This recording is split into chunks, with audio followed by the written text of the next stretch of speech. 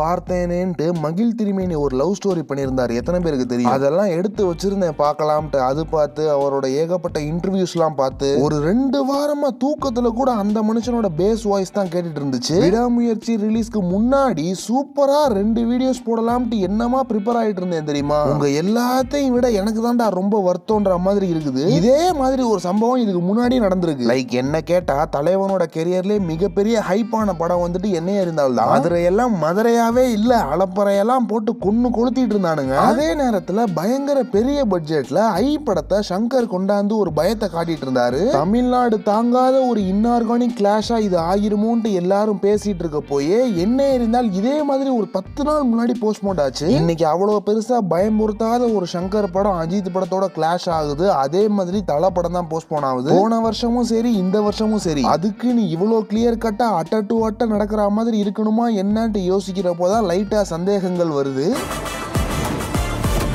இந்த மாதிரி விஷயங்கள்ல இருந்து லைட்டா டைவர்ட் பண்ணதே சூப்பர் ஹோல்சமா நடந்த அந்த பாலா 25ன்ற ஈவெண்ட் தான். அது முடிஞ்ச கையோட எல்லா சேனல்ஸ்க்கும் போய் இன்டர்வியூஸ் கொடுத்துட்டு இருந்தாப்ல. எனக்கு தெரிஞ்சு நான்லாம் சும்மா இருந்த காலகட்டத்துல எல்லா டைரக்டர்ஸோட பழைய இன்டர்வியூஸ் ஸ்பீச் எல்லாம் பார்த்திருக்கேன். அப்படி யோசிச்சு பார்த்தா இப்போ இருக்கிற பாலாவை நான் இதுக்கு முன்னாடி எந்த இடத்துலயுமே பார்த்தது இல்ல. ஒண்ணு கோவமா பேசியிருக்காரு, பெரிய ஷேக்ஸ்பியர் மாதிரி இல்ல பெரிய நீதிபதி, இல்லாட்டி கேள்வி கேட்கிறவங்களே கலாய்ச்சிட்டு ஒரு மாதிரி லந்து பண்ற இன்டர்வியூஸ் தான் நான் இதுக்கு முன்னாடி பார்த்திருக்கேன். பிசாசுனா கருப்பா தான் இருக்கணுமா, பிங்க் கலர் கூட சட்டை கூட போட்டு வரலாமே. அவர் ப்ரொடியூஸ் பண்ற படங்களுக்கே வந்து ஃபன் பண்ணிட்டு இருக்கவர் இன்னைக்கு கேள்வி கேட்கிற எல்லாத்துக்கிட்டையுமே அவ்வளோ காமா பிராங்கா ஒரு கேள்விக்கும் ரொம்ப தெளிவா யோசிச்சு பதில் சொல்றதெல்லாம் பார்த்தா அநியாயத்துக்கு வினோதமா இருக்குது. அதுவும் ஒரு கேள்விக்கும் சின்ன குழந்தை மாதிரி தலையை ஆட்டுற போலாம் இந்த ஆளுதான் இவ்வளவு வயலண்டான படங்கள்லாம் எடுத்தாரான்ட்டு யோசிக்க வைக்கிற மாதிரி தான் ஒரு இன்டர்வியூஸும் இருக்குது. ஆகையால இன்டர்வியூஸ்லயும் நம்மள ஹோல்சமா ஃபீல் பண்ண வைக்கிற டைரக்டர்ஸோட லிஸ்ட்ல பாலா அவர்களும் எனக்கு இன்னைக்கு இணைகிறார்.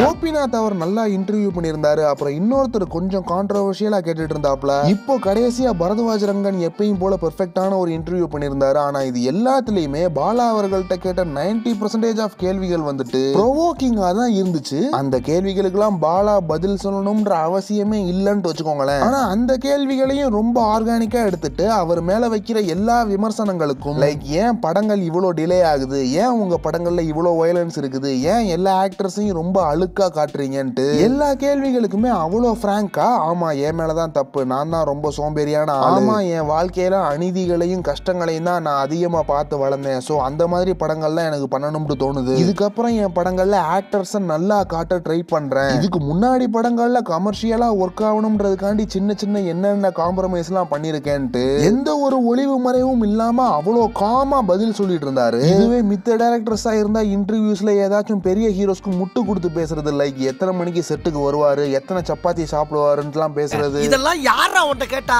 யாரா நீ, அப்புறம் பேச கண்டென்ட் இல்லைன்னா ஆடியன்ஸை குறை சொல்றதுன்ட்டு இப்போ 2024 ரவுண்ட் டேபிள் வந்துச்சு. அதுல எல்லா டைரக்டர்ஸுமே போட்டு கதறிட்டு இருந்தாங்க ரிவ்யூவர்ஸ்க்கு அகைன்ஸ்டா. எனக்கு புரியல, ஆடியன்ஸும் ரிவ்யூவர்ஸும் வேறயா, ரிவ்யூவர்ஸையும் ஏன் ஆடியன்ஸா நினைக்க மாட்டாங்க? அதுல அந்த ஆங்கர் சொல்றாரு, எனக்கு தெரிஞ்ச ஒரு ரிவ்யூவர் இருக்காரு, அவர் நல்ல படம் வந்தா மட்டும்தான் ரிவ்யூ பண்ணுவாரு, அவருக்கு ஏதாச்சும் படம் பிடிக்கலைன்னா அந்த படத்தை ரிவ்யூ பண்ண மாட்டாருன்ட்டு யாரையோ அந்த ஆங்கர் சொல்றாரு. அதுக்கு இந்த அமரன் டைரக்டர் வந்துட்டு ஐயோ ஏன் இதை சொன்னீங்க, அப்ப அவர் ரிவ்யூ பண்ணாத படங்கள்லாம் நல்லா இருக்காது போலன்னு நீங்க சொன்னதுனால ஆடியன்ஸ் நினைச்சுப்பாங்க, சோ அதனால ஏன் இப்படிலாம் சொல்றீங்கன்னு சொல்றாரு. அப்போ உங்களுக்குலாம் எல்லாரும் படத்தையும் பார்த்து நல்லா இருக்குன்ட்டு மட்டும்தான் சொல்லணும். நீங்க என்னத்தை வேணா எடுத்து தள்ளுவீங்க, அதெல்லாம் வாங்கி தின்னுகிட்டே இருக்கு. படம் நல்லா இல்லன்னு சொல்லிட்டா அவன் ஹேட்டரு, அவன் ஹேட்டட் ஸ்ப்ரெட் பண்றான்னு சொல்லிடுவீங்க. சரி, நான் வந்துட்டு இங்க உட்கார்ந்து இருக்கிறதுலயே அமரன், மஞ்சுமல் பாய்ஸ், மகாராஜாக்கெல்லாம் நல்ல ரிவ்யூ தான் கொடுத்துருந்தேன். நான் மட்டும் இல்ல, மேக்ஸிமம் ஆன்லைன்ல நல்ல ரிவ்யூஸ் தான் வந்துச்சு இந்த 3 படங்களுக்கு. தங்காளானுக்கும் கோட்டுக்கும் ரோஸ்ட் தான் போட்டிருந்தேன். மேக்ஸிமம் ஆன்லைன்லயும் மிக்சடா தான் இருந்துச்சு. அப்போ நாங்க எல்லாருமே உங்க ஹேட்டர்ஸ்னா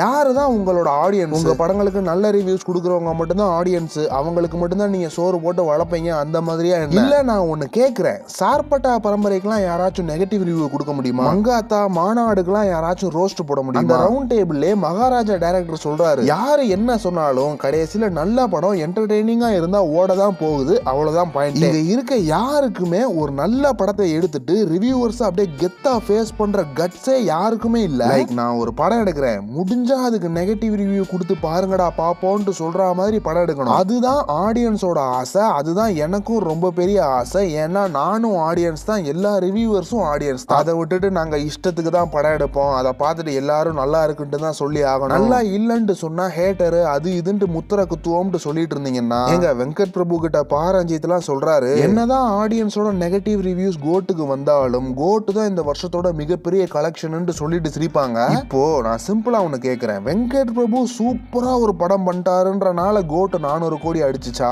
இல்லைன்னா அதுல நடிச்சது விஜய் சார்ன்றனால அந்த படம் 400 கோடி அடிச்சுச்சா? சரி, விஜய் சார் தவிர வேற யாராச்சும் அதுல நடிச்சிருந்தா இவ்வளவு அபத்தமான கதை 100 கோடியை தாண்டுமா என்னன்றது நம்ம ஆடியன்ஸ் எல்லாத்துக்குமே தெரிஞ்ச விஷயம் தான், நமக்கே தெரிஞ்ச விஷயம் தான்றப்போ சினிமாக்குள்ள இருக்க அவங்களுக்குமே தெரிஞ்சுதான் இருந்திருக்கும். இருந்தாலும் தெரியாத மாதிரி இப்படிதான் பேசிப்பாங்க, ஏன்னா அப்போதான் அவங்களால வண்டி ஓட்டிக்க முடியும். அடுத்து வர தளபதி 69 என்னதான் அபத்தமா இருந்தாலும் 400-500 கோடிக்கு மேல ஈஸியா தாண்டதான் போகுது. ஏன்னா அதுல நடிக்கிறது தளபதி. 400-500 கோடி தாண்டிடுச்சு, அப்போ அதெல்லாம் நல்ல படம், ரிவ்யூவர்ஸ் எல்லாம் சும்மா ஹேட்ரட் ஸ்ப்ரெட் பண்றாங்கன்னு கதற முடியாது. இப்போ நான் ஏன் இதெல்லாம் சொல்றேன்னா, இந்த குணங்களுக்கெல்லாம் டோட்டல் ஆப்போசிட்டா இருக்கிறது தான் லோகேஷ் கனகராஜ், வெற்றிமாறன், இப்போ நிறைய இன்டர்வியூஸ் பார்த்தா மகிழ் திருமேனி, ஈவன் நெல்சன், சூப்பர் ஸ்டார்லாம் கூட நெகட்டிவ் ரிவ்யூஸை அக்செப்ட் பண்ணிக்கிட்டாங்க. இப்போ அந்த லிஸ்ட்ல பாலா அவர்களும் இன்னைக்கு சேர்ந்துட்டாரு.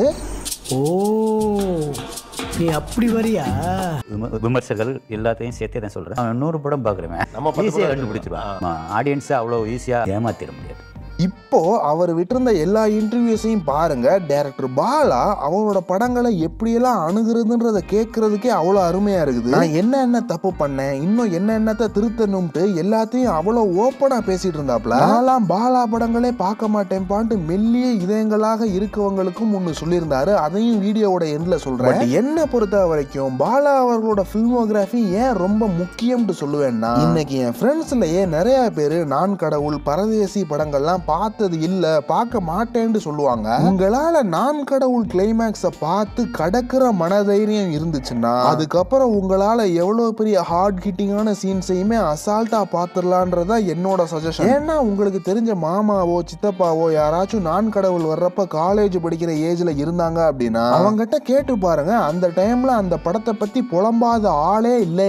அதை தியேட்டர்ல பார்த்த எல்லாத்துக்குமே ஒரு 2 நாளைக்கு நிம்மதியா தூக்கமே வரல, அப்படி இப்படின்ட்டுலாம் எல்லாம் புலம்பிட்டு இருந்தாங்க. சினிமான்றதே ஒரு பொய் தான், அதை பார்த்து ஒரு 2-3 நாளைக்கு தூக்கம் வராத அளவுக்கு ஆடியன்ஸ் அது டிஸ்டர்ப் பண்ணுதுன்னா அதுல எவ்வளவு உண்மைகள் இருந்திருக்கும்ன்றத யோசிச்சு பாருங்க. ஏன்னா எப்பயுமே உண்மைகள் மட்டும்தான் ஹார்ட் ஹிட்டிங்கா இருக்கும், ஹார்ட் ஹிட்டிங்கா இருக்கிறது மட்டும்தான் டிஸ்டர்பிங்கா இருக்க வாய்ப்பு இருக்கு. அப்படி பண்ணக்கூடிய கொஞ்சம் பேத்துல இந்தியாலேயே பாலாவும் ஒரு ஆள். என்ன பொறுத்த வரைக்கும் பரதேசி படத்தெல்லாம் என்ன பொறுத்த வரைக்கும் ஷிண்ட்லர்ஸ் லிஸ்டோட ரேட் பண்ணுவேன், அந்த லெவலான படம். அதெல்லாம் என்ன என்டர்டெயின் பண்ண, என்ன பிரமிக்க வச்ச ஒரு இயக்குனரோட புது படம் வருது, நல்லா இருக்குமா என்னன்னு சத்தியமா ப்ரெடிக்ட் பண்ண முடியல. ஏன்னா இந்த படத்தை ப்ரோமோட் பண்றதுக்கு அந்த டீம் எதுவும் பெருசா மெனக்கெடுற மாதிரியே தெரியல. பட் நான் கண்டிப்பா போய் பார்த்துருவேன், என்ன மாதிரி ஒரு பெரிய கூட்டம் கண்டிப்பா போய் பார்க்க தான் போகுது. ஸோ என்னதான் நடக்குதுன்னு பார்ப்போம். ரைட்டா, நான் ஏன் போய் அழுகணும், நான் ஏன் போய் மற்றவங்களோட பெயினை பார்க்கணும், இது சுயநலவாது.